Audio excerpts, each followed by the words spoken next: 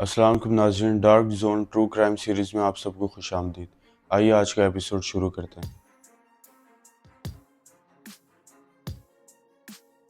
آج ہم آپ کو ایک ایسے قتل کے بارے میں بتانے جا رہے ہیں جس کا نام سن کر پورا امریکہ کانپ اٹھتا تھا۔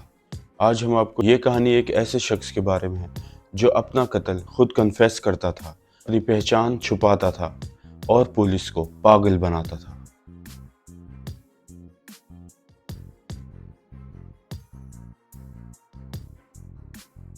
یہ ہے دا زوڈیاک کلر کی کہانی۔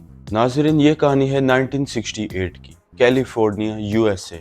یہ ایک ایسا دور تھا جہاں پر امریکہ اپنا ایک گولڈن ایرا جی رہا تھا، پیس، میوزک اور یوتھ ریولوشن۔ لیکن اسی کام پیریڈ کے اندر ایک ایسی کہانی شروع ہوئی جو ابھی تک انسولوڈ ہے۔ 20 دسمبر 1968، ایک ایسی رات جہاں پر لیک ہرمن روڈ کے اوپر ایک کار اور اس کے اندر دو جوان لوگ، ڈیوڈ فریڈے اور بیٹی جینسن، یہ دونوں ڈیٹ پر گئے ہوئے تھے۔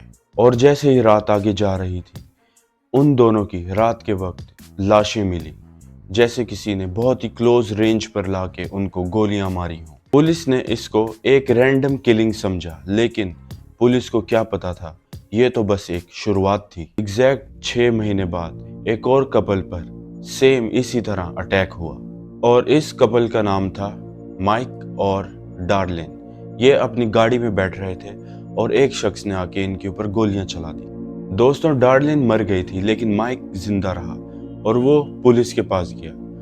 جب وہ پولیس کے پاس گیا، اس نے پولیس کو بتایا کہ قاتل نے ان کے اوپر پہلے ٹارچ ماری، ان کی شکلیں دیکھی اور پھر فائرنگ کی۔ کچھ ہفتوں بعد ایک رینڈم اور ان نون نمبر سے ویلیجو پولیس ڈپارٹمنٹ میں کال آئی اور اس نے کہا، I want to report a double murder. I killed the kids on the Christmas. اس وقت کسی نے سوچا بھی نہیں تھا کہ یہ کال ایک ہسٹری بن جائے گی۔ اگست 1969 کو 3 نیوز پیپرز کو ایک ساتھ لیٹر گئے، San Francisco examiner, San Francisco chronicle اور ویلیجو ٹائمز کو، اور ان لیٹرز میں لکھا تھا This is Zodiac speaking، اور یہ دنیا نے پہلی بار سنا دا زوڈیاک کلر کے بارے میں۔ اور اس لیٹر کے ساتھ ایک سائفر کوڈ بھیجا جس میں لکھا ہوا تھا کہ اگر میری نیوز میڈیا نے پبلش نہیں کی تو اور بھی قتل ہو سکتے ہیں۔ سائفر میں ایک کرپٹک میسج تھا جس میں لکھا تھا I like killing people because it's so much fun۔ کچھ دنوں بعد ایک ٹیچر کپل نے وہ سائفر ڈیکوڈ کیا، لیکن اس میں زوڈیاک کی اصل آئیڈینٹی نہیں تھی۔ 27 ستمبر 1969 لیک بیری سے کیلیفورنیا، 2 کالج اسٹوڈنٹ بریان اور سیسیلیا لیک کے کنارے پکنک کر رہے تھے۔ اچانک ایک آدمی ان کے پاس آیا جس نے بلیک ہوڈی اور کراس سمبل پہنا ہوا تھا۔ اس شخص نے ان دونوں کو بتایا کہ وہ ایک پریزن سے بھاگا ہوا ہے اور اس نے ان دونوں کو رسیوں سے باندھ دیا، اور پھر اس نے ان دونوں پر چاقو سے بے رحمی سے حملہ کیا۔ سیسیلیا تو مر گئی تھی لیکن برائن زندہ رہا، اور جب پولیس اس جگہ پر پہنچی تو انہیں ان کی گاڑی پر کچھ لکھا ہوا ملا، ویلیجو 12-20-68، 7469 اور سپتمبر 27 1968 بائی نائف، اور نیچے بنا تھا زوڈیاک کا سمبل، سرکل کے اندر ایک پلس سائن۔ 11 نومبر 1969 ایک ٹیکسی ڈرائیور پال اسٹنگ کو ایک پیسنجر نے رائڈ کے لیے روکا، اور جیسے ہی وہ پیسنجر ڈیسٹینیشن کے قریب پہنچا، اس نے اس ڈرائیور کے اوپر گولیاں چلا دی اور اس کا والیٹ اور اس کی شرٹ کا پیس پھاڑ کر لے گیا۔ پولیس نے کال ریسیو کی۔ کنفیوژن کے اندر ایک غلط سسپیکٹ ان کے سامنے آیا اور اصل قاتل جو ہے وہ ان سے مس ہو گیا۔ تھوڑے وقت بعد زوڈیاک نے ایک اور ان کو لیٹر بھیجا۔ اس دفعہ اس نے پولیس کو اور میڈیا کو چیلنج کیا، اور اس میں لکھا ہوا تھا کہ اس ٹیکسی ڈرائیور کو مارنے والا وہی ہے، اور ثبوت کے طور پر اس نے اس کے شرٹ کا خون سے بھرا ہوا پیس بھی اس لیٹر کے اندر بھیجا تھا۔ جیسے ہی پولیس اور میڈیا میں یہ خبر آئی تو امریکہ کے لوگ حیران اور پریشان ہو گئے اور باہر نکلنے سے ڈرنے لگے۔ کسی کو نہیں پتا تھا کہ اس کا اگلا ٹارگٹ کون ہوگا۔ زوڈیاک کلر نے 1969 سے لے کر 1974 تک लगातार पुलिस और मीडिया को अपने लेटर्स भेजे। कभी कभी वो अपनी किलिंग्स के बारे में खुलेआम उस लेटर के अंदर बता देता था और उसका नेक्स्ट टारगेट कौन होता था वो भी बता देता, और पुलिस की बहुत ज़्यादा वो बेइज्जती करता था।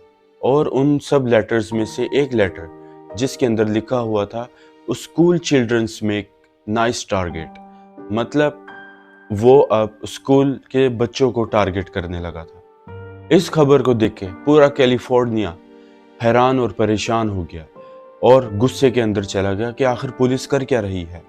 और जब भी कोई भी बच्चा स्कूल जाता था तो हर स्कूल बस के अंदर एक पुलिसमैन होता था। ज़ोडिएक किलर ने अपनी आइडेंटिटी छुपाने के लिए साइफर कोड्स और क्रिप्टोग्राम्स का यूज़ किया।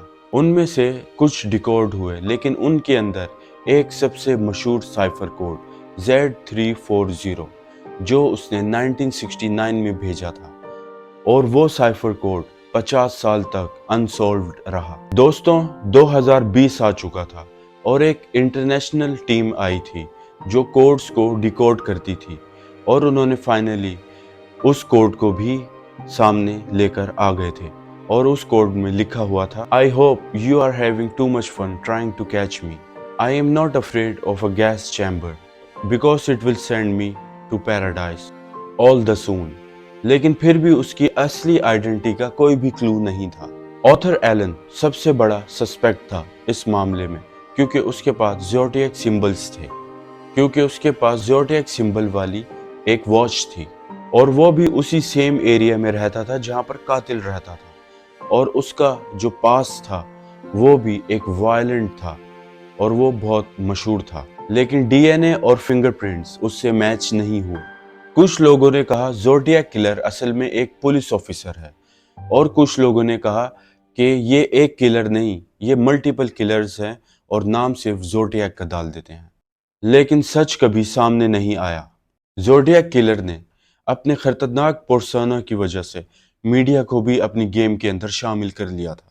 हॉलीवुड ने इस केस के ऊपर कई मूवीज बनाई, और उस मूवी का नाम था ज़ोडिएक जो 2007 में आई थी, और इसके अंदर सारे रियल इन्वेस्टिगेशंस और रियल स्टोरी दिखाते हैं, और जो ये मूवी 2007 में बहुत मशहूर भी हो गई थी। आज भी लोग यूट्यूब और रेडिट पर ज़ोडिएक के कोड्स को डिकोड करने की कोशिश करते हैं, लेकिन अभी तक कोई कंफर्म क्लू नहीं मिला कि ज़ोडिएक कौन था। दोस्तों, ज़ोडिएक किलर की एक ऐसी कहानी है जिसका एंड अभी तक नहीं मिला, और वो शख्स कौन था वो भी पता नहीं चला। एक ऐसा कातिल जो पुलिस को कॉल करता और मीडिया को लेटर्स भेजता और पूरी दुनिया के सामने एक साइकोलॉजिकल गेम खेलता, लेकिन उसका टेरर, उसके सिंबल और उसके पजल्स अभी भी अमेरिका की कलेक्टिव मेमोरीज के अंदर जिंदा हैं। आपका क्या ख्याल है, ज़ोडिएक एक इंसान था या पूरा ग्रुप था? और कभी क्या इस केस के ऊपर से राज उठेगा? अपना ओपिनियन ज़रूर कमेंट बॉक्स में बताएं। अगर आपको ये वीडियो पसंद आई हो तो लाइक करें, चैनल को सब्सक्राइब करें और बेल आइकन दबाना मत भूलिएगा, ताकि ऐसे ही क्राइम रिलेटेड स्टोरीज आप तक सबसे पहले पहुंचें। और अगर आपके पास कोई कहानी है तो उसका टाइटल कमेंट बॉक्स में लिखें, ताकि मैं भी उसको कवर करके आपको उस वीडियो के बारे में बताऊं। तो नाजरीन, ये थी आज की कहानी। उम्मीद है आपको पसंद आई होगी। मैं फिर से हाजिर रहूंगा एक और इंटरेस्टिंग कहानी के तक।